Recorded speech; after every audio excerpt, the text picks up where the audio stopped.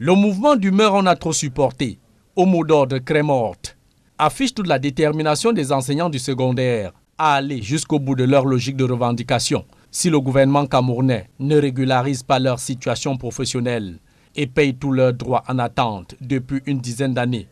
Dans une note d'information du mercredi 23 février courant, le collectif OTS recommande à tous ces chevaliers de la craie de suivre à la lettre les consignes sur la conduite à tenir jusqu'à la satisfaction de toutes leurs attentes. Un durcissement de ton, mieux une radicalisation en pointillé, aux conséquences incalculables si le gouvernement de la République ne désamorce pas au plus vite la crise.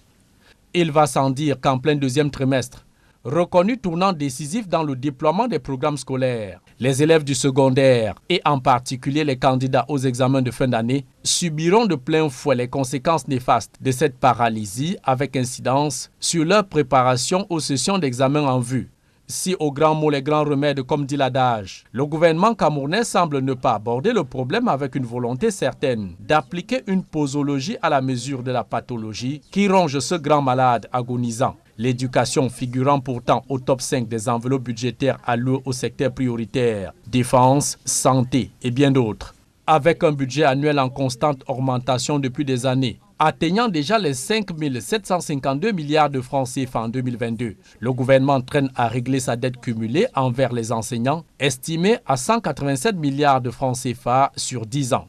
Pour un maillon aussi essentiel, voire crucial dans la formation scolaire des jeunes, le paiement des arriérés de salaire, rappels, avancements et même les frais de correction des enseignants sont relégués en arrière-plan au profit des dépenses colossales de fonctionnement, achat de gros cylindrés, notes très salées en carburant, frais de mission inutiles grassement payés et autres avantages parfois indus.